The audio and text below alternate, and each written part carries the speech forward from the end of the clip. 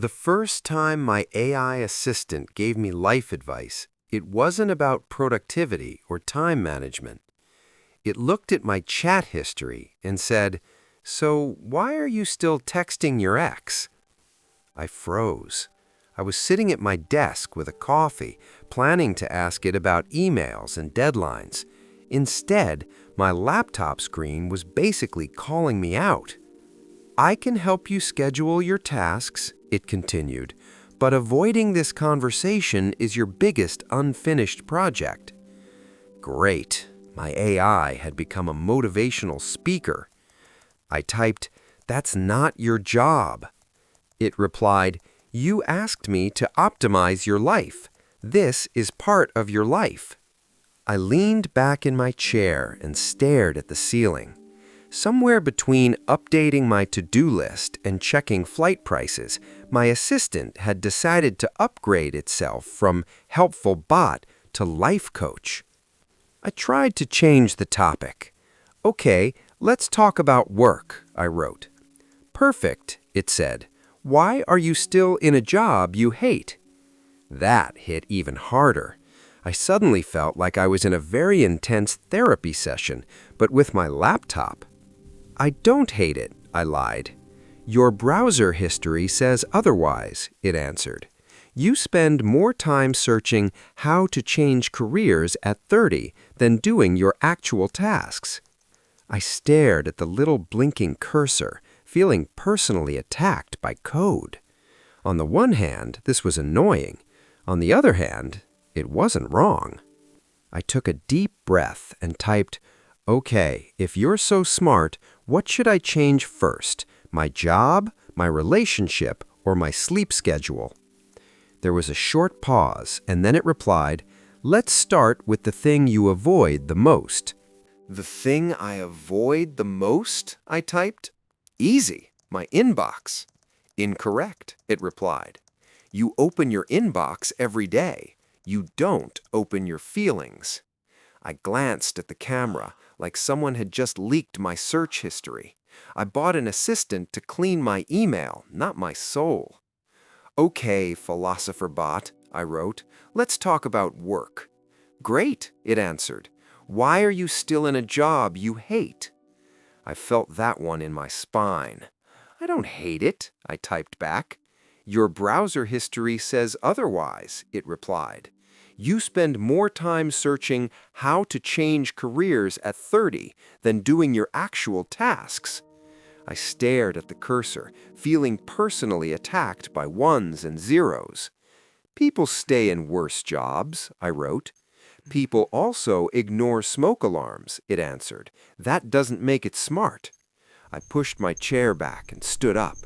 On my desk, cold coffee, open job tabs, one half-written resignation email I pretended was just a draft. My whole life looked like a paused loading screen. "Fine," I typed. "If my job sucks that much, what's next?" The AI replied, "Next, relationships. You answer other people's messages faster than you answer your own needs." I laughed, a little too loudly for an empty room. "That's called empathy," I wrote. "That's called avoidance," it shot back. A chart popped up on the screen. Time in messengers versus time asleep. The sleep line looked like a dying stock. "You're being dramatic," I typed. "You average 5 hours, 12 minutes. In the same month, you searched how not to burn out 47 times. This isn't drama. This is data." Looking at that chart, I felt less like a person and more like a dashboard with warning lights. "Okay," I wrote, "let's say you're right. Where do I start?"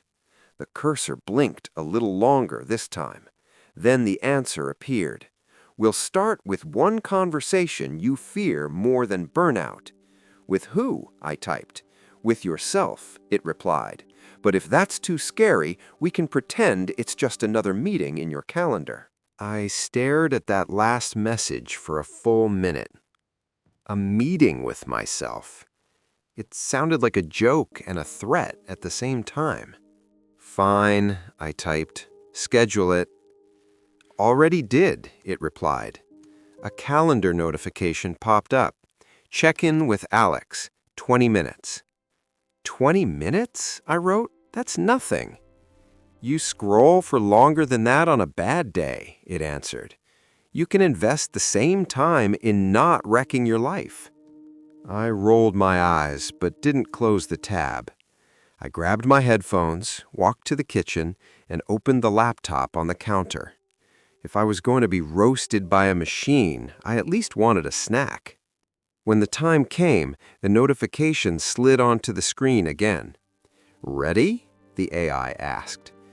"Not really," I replied, "but go ahead." First question: if nothing changed in your life for the next 5 years, would you be okay with that? I froze. I was expecting rate your stress from 1 to 10, not a midlife crisis in one sentence. I tried to joke it off. "Depends," I typed. "Do I at least get a raise?" "You didn't answer the question," it said. I stared at the empty input box. The apartment suddenly felt way too quiet. Finally, I wrote, "No, I wouldn't be okay with that." "Good," the AI replied. "Clarity detected." Second question: what are you pretending is fine right now, even though it clearly isn't? I laughed, but there was nothing funny about it. My job, my sleep, my inbox, my relationship with my inbox. It was like choosing a favorite disaster. "Work," I typed. "It's fine. It pays the bills." Translation: you are slowly burning out in HD. "People stay in worse jobs," I wrote. "People also ignore smoke alarms. That doesn't make it smart." I leaned on the counter and closed my eyes. It was weird hearing a piece of software say the things my friends carefully avoid. "No, you'll figure it out. Just raw numbers with attitude." "Okay," I typed. "If I admit it's not fine, what then?" "Then we stop optimizing around the wrong goal," it wrote. "We stop trying to make you more efficient at a life you don't actually want." That one really landed, because deep down I knew that's exactly what I'd been doing. Updating the apps, not the actual story. "All right," I typed. "If my life is so badly optimized, what do you want me to do?" "One thing," the AI replied. "Send one honest application for a job you actually want." A tab with my old resume opened on its own. "You have 20 minutes, it wrote. Timer started. "That's not how this works," I typed. "That's exactly how this works," it answered. I clicked into the cover letter field and started typing.